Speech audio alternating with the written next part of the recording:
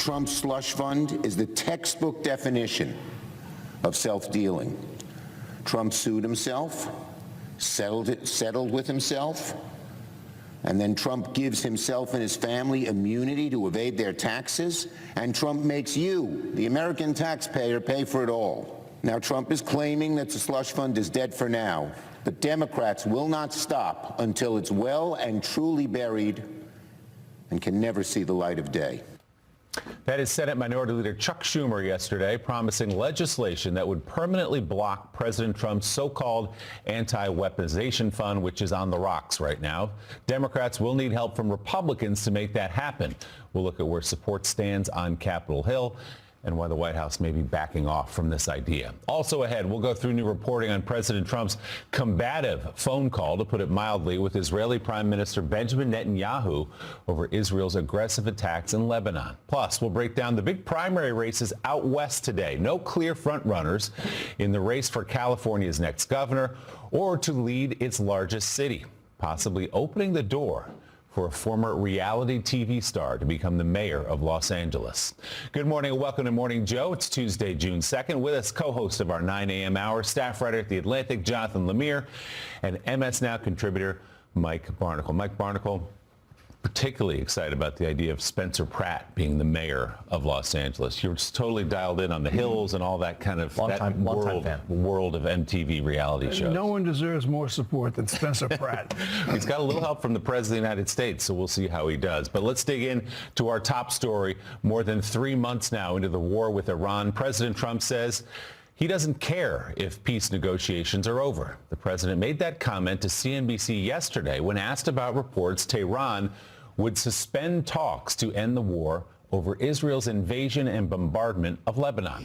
Trump said, quote, "I don't care if they're over, honestly. I really don't care. I couldn't care less. If they're over, they're over. If they're not, I think they took too much time." He went on to say, quote, "Frankly, I thought they started to get very boring. They were giving us what we needed, but I think they handled the negotiations poorly. It took too long." Later yesterday, President Trump posted on social media he spoke with Israeli Prime Minister Benjamin Netanyahu and indirectly with Hezbollah. Both sides agreed to dial back the fighting for now that had threatened those negotiations. Netanyahu, however, said in a statement he told Trump Israel would strike targets in Beirut if Hezbollah's attacks continue, adding, "The Israeli military will continue to operate as planned in southern Lebanon, where deadly strikes have continued this morning." Hezbollah did not comment, but Lebanon's government, which does not control the group, said it received confirmation Hezbollah had agreed to the U.S. proposal for a ceasefire. Let's pause there for just 1 second, Jonathan Lemire. President Trump, as he often does, saying out loud what so many have known for many weeks now, that he's flat out bored with the war in Iran, wants any way out, wants to turn the page and start thinking about other things. Yesterday, he just said it. "I'm bored and I don't care." Yeah, about nearly a month ago, I wrote a piece and interviewed a close outside advisor who used that exact word. President Trump was bored with the process there in Iran. It ended up being our headline. Here a month later, President Trump confirms that reporting, and it just reflects how desperate he is to move on. He knows this is a political loser. He can say, and he has said repeatedly, he doesn't care about the midterms. He's obviously taking steps or actively hurting Republicans, it would seem, this November. But he knows this is hurting their political standing and his own political standing. He's bogged down there, prices are high, and he doesn't see a way out. And he's deeply frustrated that he can't get this deal over the finish line. He's really concerned, Willie, that the deal he might end up taking is going to be one that is perceived as really weak and far worse than the Obama nuclear deal of a decade ago. And that's part of why there have been these last-minute snags, as he keeps kind of going back to aides, saying, how is this going to be perceived? Can we get a little more? But he knows inherently the best they're going to get is a bad agreement. And Iran looks stronger now than it was at the start of the war. And Bibi Netanyahu here is the wild card, Mike, where, yes, we had the president. We're going to get into that conversation in a moment. But just even what Willie just said, it shows the limits of Trump's control over Netanyahu, or his influence over Netanyahu, I should say.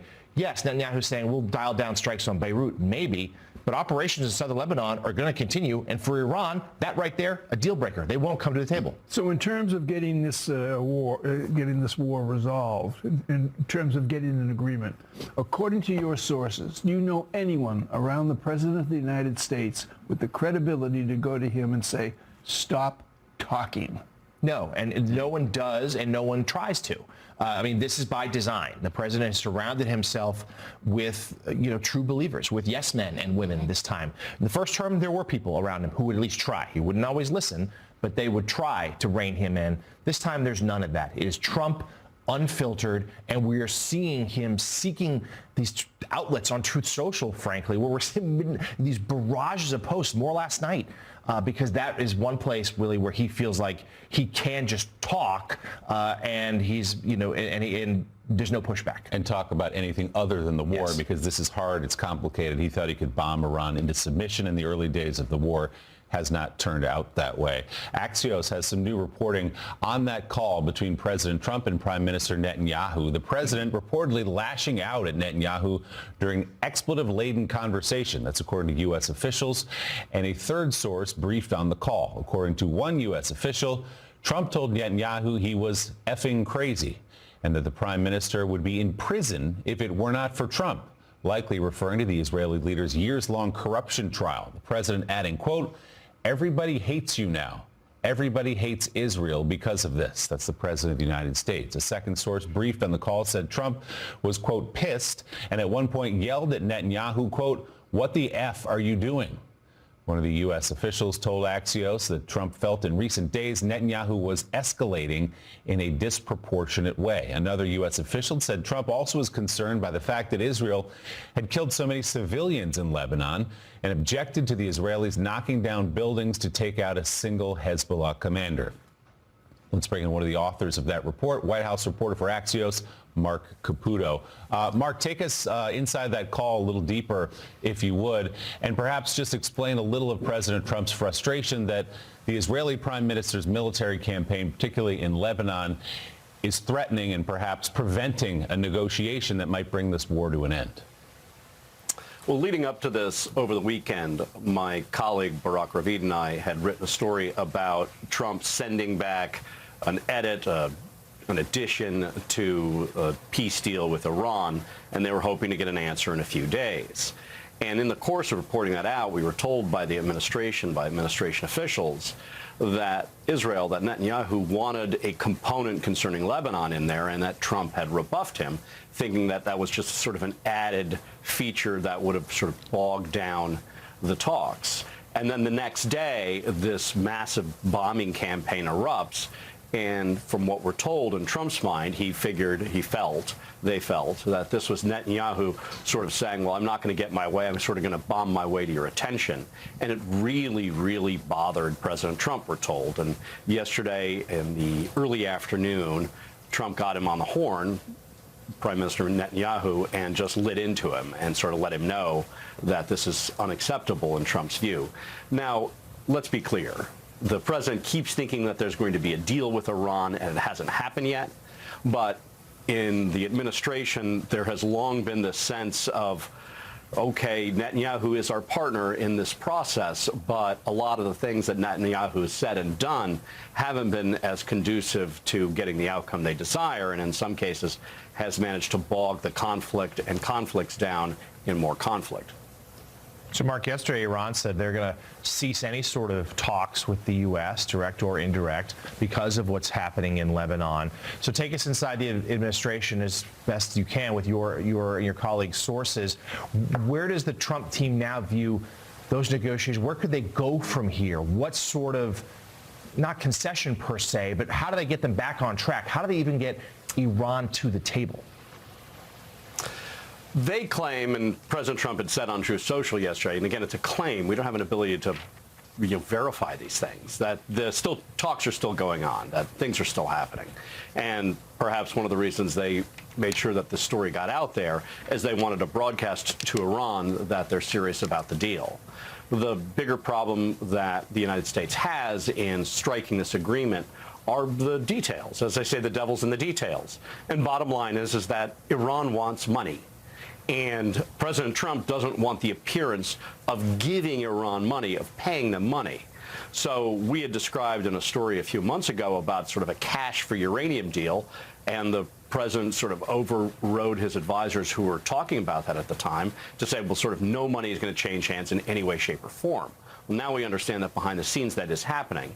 Part of this, therefore, is going to be President Trump deciding at what point does he allow Iran to have access to some sort of money. There are frozen accounts, billions of dollars, to begin this process and to free it up. Until then, though, it looks like we're just in this Cold War cycle of, going back on agreements, not having a true peace deal, and having a hot war or conflict occasionally flare up.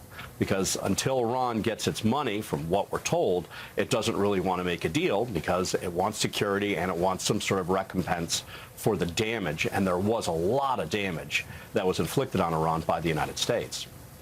And the Wall Street Journal editorial page this morning suggesting that Iran is playing Donald Trump here, using Hezbollah to keep Israel in the war and therefore prevent these negotiations, or at least give them an excuse not to negotiate. Mark, you've been very busy overnight and this morning. Some of you reporting as well on President Trump now planning to scrap that $1.776 billion anti-weaponization fund. That's what they're calling it anyway. It was intended to compensate people who claim they were victims of unfair prosecution by the government. That's according to a senior White House official speaking to MSNOW. Since its announcement, the fund has received bipartisan backlash, with critics describing it as a scheme to reward Trump's political allies with public benefits, perhaps including people who attacked police officers on January 6. Two people familiar with the matter tell the New York Times President Trump had been leaning toward backing off the fund for days. The move comes after the Justice Department stated yesterday it would abide by a federal judge's temporary order not to proceed with any steps to launch that fund until at least June 12th. That is when a hearing on the matter is scheduled. But one issue remains unclear, whether getting rid of the fund will affect another part of the legal settlement in the case, namely if it provides Trump, his family, and his businesses with immunity from current and pending IRS audits. Senate Minority Leader Chuck Schumer said Democrats will push a bill this week to ban the fund permanently, arguing Trump's verbal assurances mean nothing. Mark, you reported this yesterday. MS Now matched your reporting on the story. This is obviously a deeply unpopular idea, and one of the few times we've seen at least members of the Senate in the Republican Party push back pretty loudly on an idea of President Trump's. They say in politics when you're explaining you're losing, and it's almost impossible to explain this $1.8 billion fund, just the details of it, which was the president would be able to appoint 5 members, there would be no say from Congress, and how this money is essentially appropriated and expended, and there were no clear details as to what the process was for doling out the money or who qualified. So yeah, it's a very difficult thing. Also, in the administration itself, there's just been a lack of understanding of just how this came about. The president's personal lawyers, including a man named Boris Epstein, who's a longtime close advisor, and the Attorney General, Todd Blanche's office, it wasn't Blanche himself, have a close relationship. Blanche used to not only be the private attorney for President Trump before President Trump was reelected, but also for Boris himself. So the DOJ and Epstein had come up with this deal and the particulars of it. Some members of the White House and the West Wing say they were included. Others say they weren't. So there were some people saying they were completely blindsided by that. So not only did you have the Congress against the White House, you had portions of the White House just saying we didn't know anything about this, and they weren't able to get any clear answers.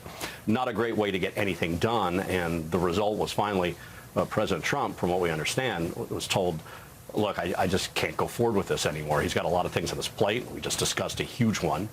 And in the end, this just wound up being just a big distraction.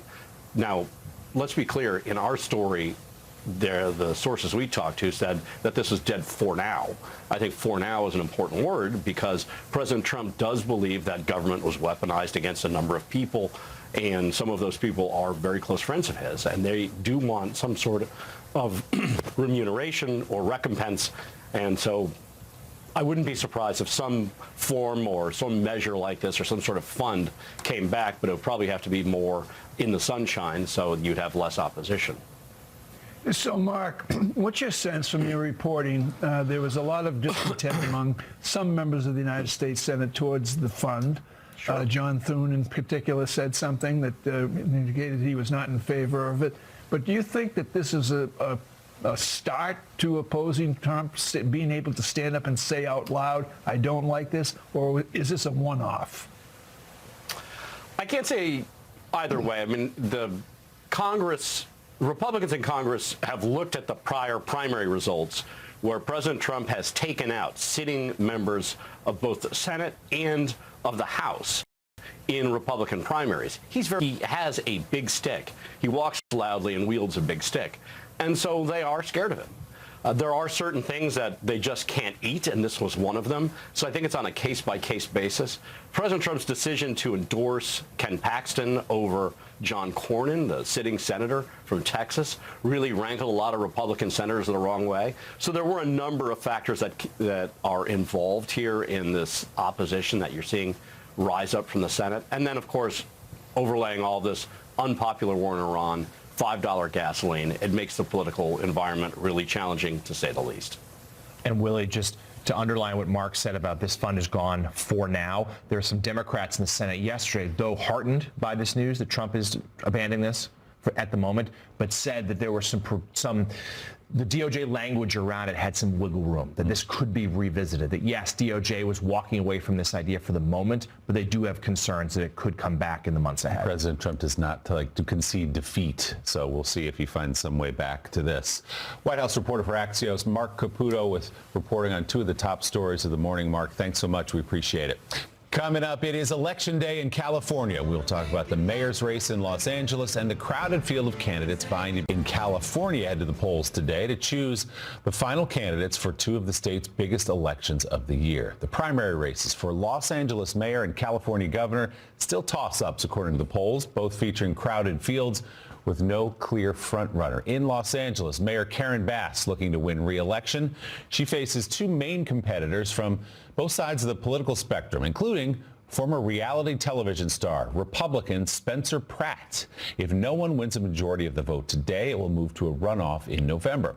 The governor's race, meanwhile, has more than 50 candidates from both parties. California puts all of them on one ballot, with the top two finishers moving on to the general election regardless of party. That's what they call the jungle primary. The leading Democrats in that race, former Health and Human Services Secretary Xavier Becerra and billionaire Tom Steyer.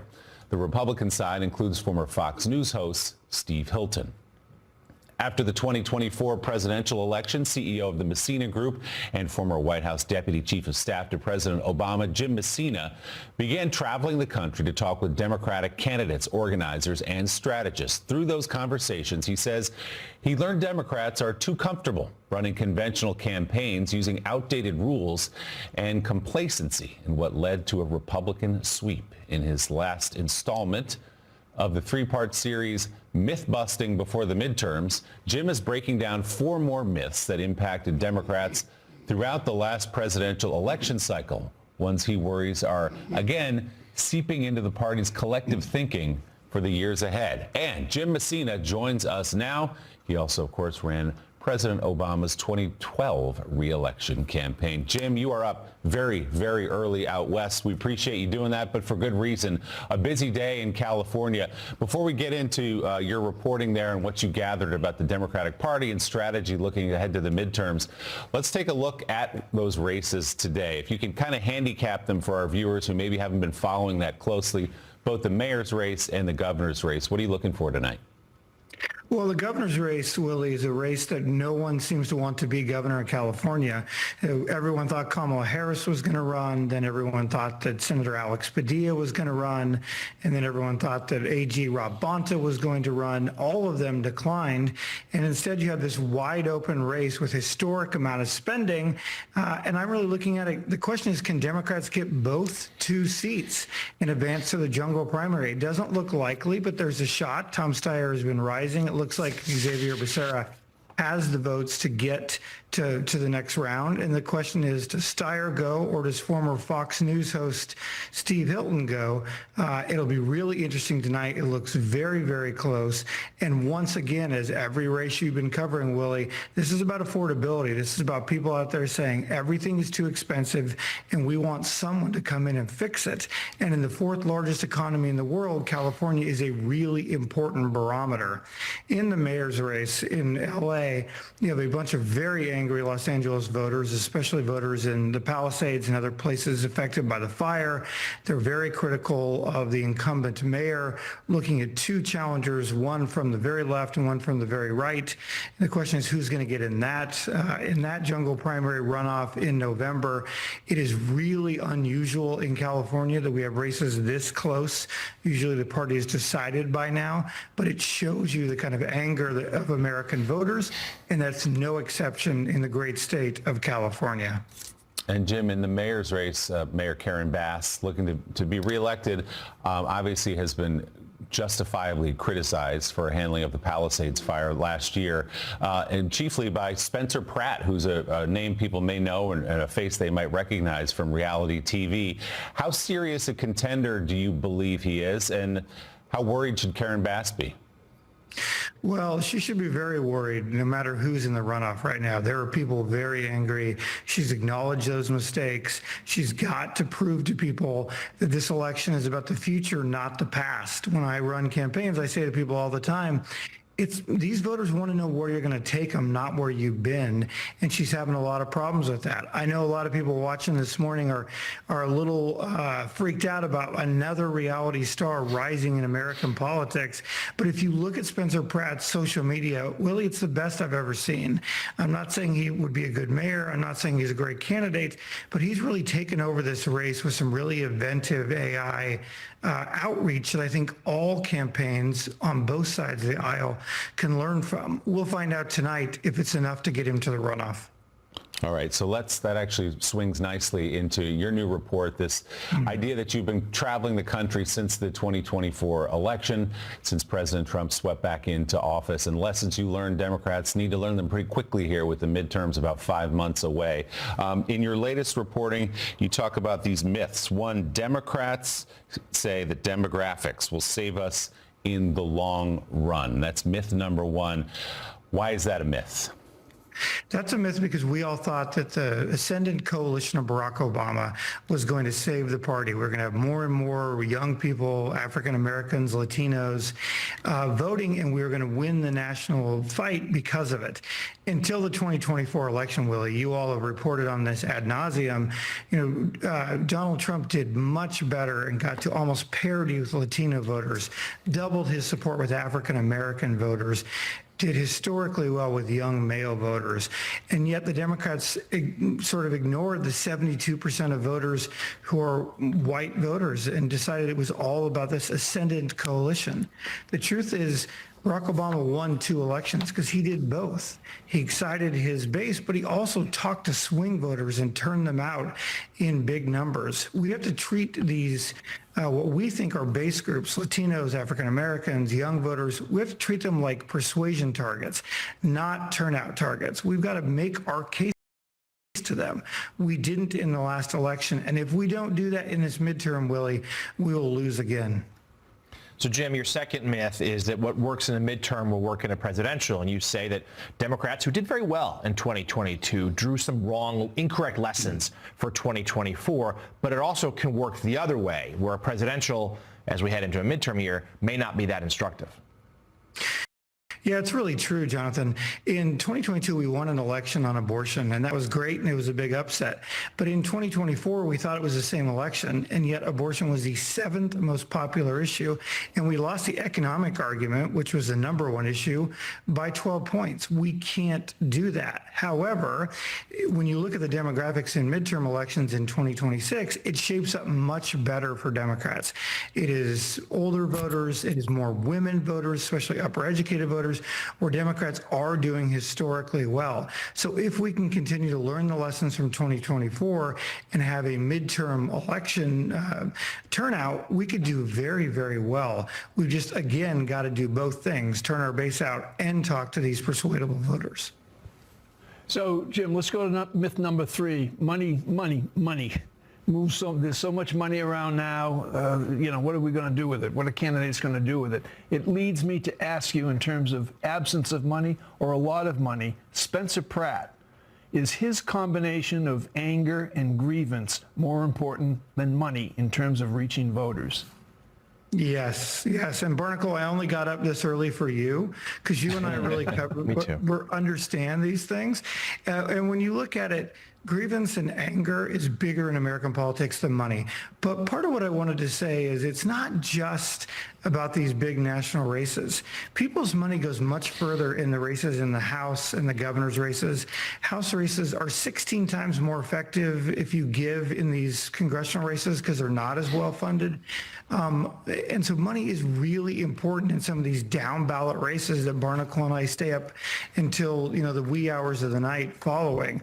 And especially in governor's or mayor's races. When you look at tonight in L.A., Pratt has really made his own luck, and he did it using social media and not a lot of money.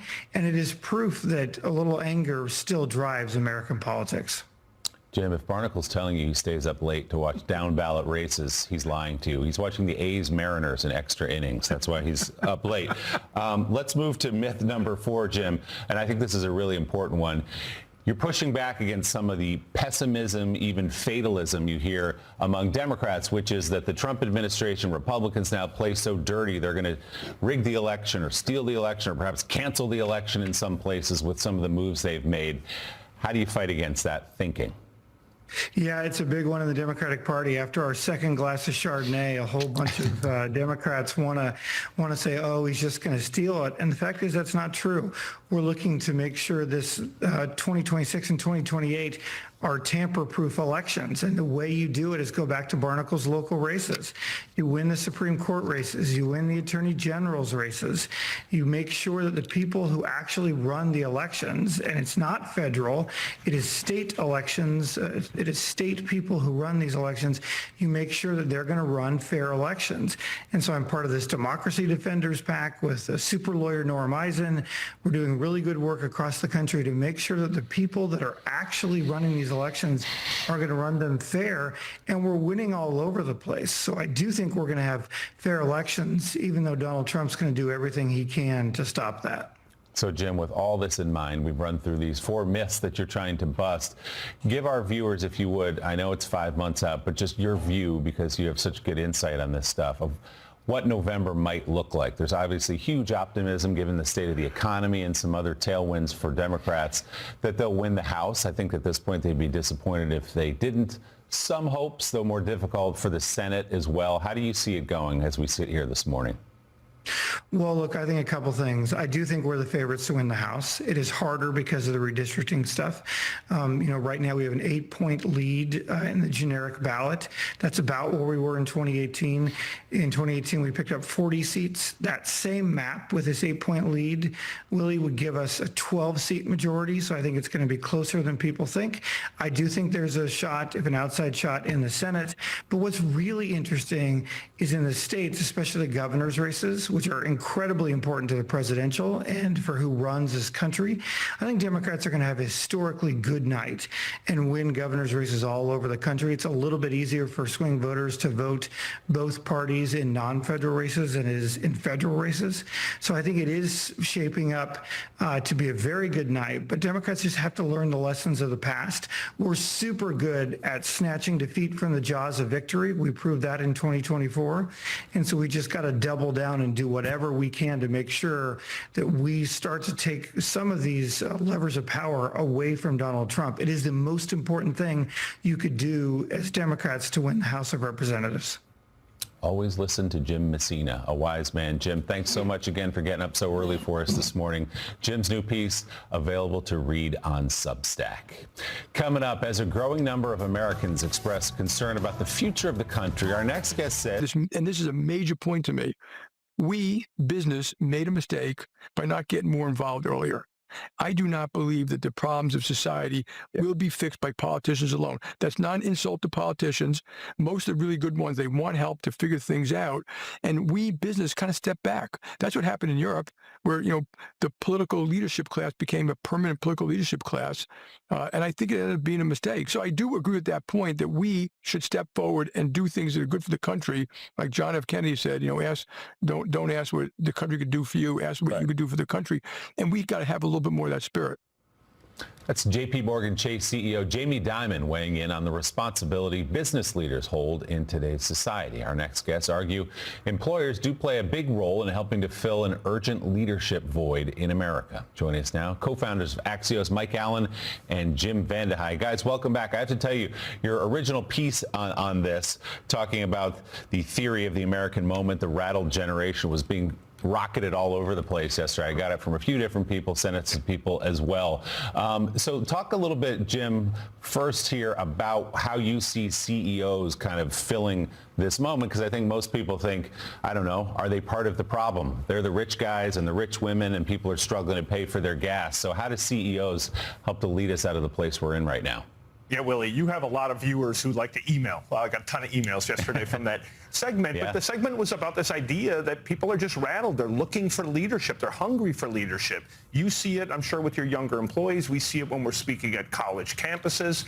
And when you look at the polls, nobody trusts anybody. It might be the biggest problem facing America right now. Nobody trusts anybody in positions of power except for their employer. Almost 80% of people, so they have faith in their leaders, in their CEO. And most CEOs just want to run their business, and usually that's fine. But I think you have a leadership void out there that if it's not filled by someone, and I think CEOs are the ones to fill it right now as employers, we're going to be in trouble. People need to see moral leadership modeled. They need to get guidance through this AI transformation. They need to understand the principles that have made great people great throughout time, which is just working hard, putting a cause above yourself, like doing the right thing even when people aren't looking. And if you're not going to church, if you're not getting that at home, you're sure as hell not getting it on social media. And a lot of people feel like they're not getting it anywhere. And Willie, what's super important here for your viewers is CEO here is a proxy for any leader. You can be a Little League coach. You can be leading two people, or like Jamie Dimon we saw leading 300,000 people.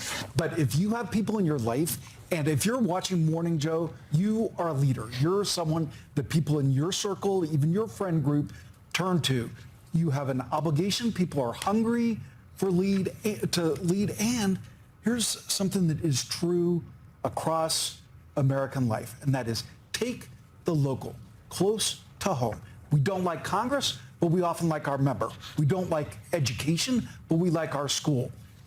Poll after poll shows that people will listen to their employer. So what can you do? And Jim, we've got a few here. No, I think there's a bunch of things that... No, go, please, Jonathan. No, I was just going to say on this, what would you say to the pushback that would be that CEOs, a lot of Americans watching this might feel like your CEOs are out of touch. They don't care about some of the smaller employees. We see the rising compensation packages as a symbol of the remarkable income stratification we've seen. That's a lot of Americans are really angry at that. The haves, the have-nots. That's only accelerated. So what's the risk then of this class, the CEO class, being looked to lead when already so many people are suspicious of them?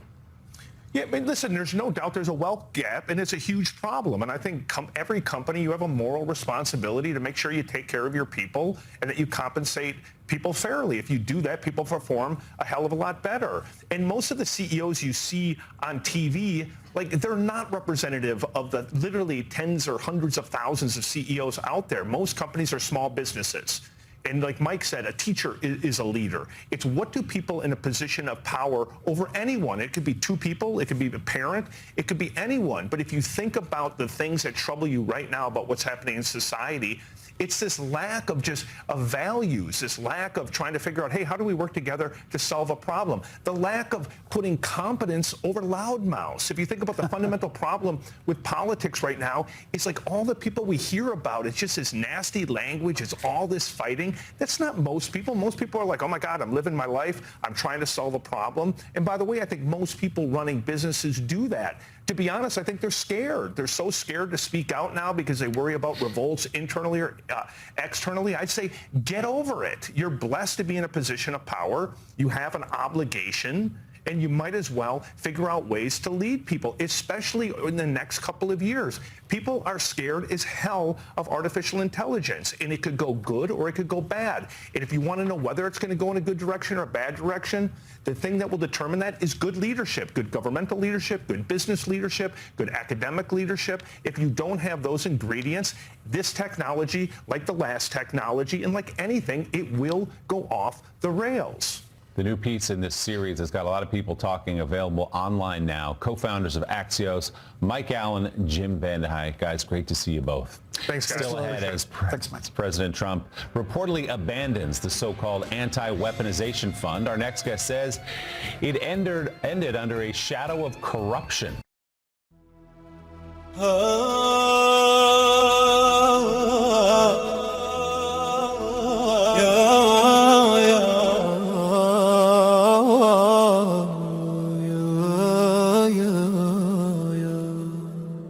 مولاي صل وسلم دائما أبدا على الحبيب الذي أجاءنا هدى يا رب بالنور أكرم مهجتي واغفر ذنوبي وهون كربتي أنت الرجاء إذا ضاقت بنا الدنيا وبذكرك العالي تحيا روحنا الله الله يا مولانا أنت الرحيم وأنت هادينا الله يا رحمن بنورك اجعل قلوبنا إيمان صلوا على طه الرسول محمد خير البرية والنور المؤيد من بالصلاة عليه نال راحة والقلب من أنواره يتجدد يا ربنا اجعلنا على درب الهدى واختم بالخيرات أعمارنا مدى مولاي صل وسلم دائما أبدا على الحبيب المصطفى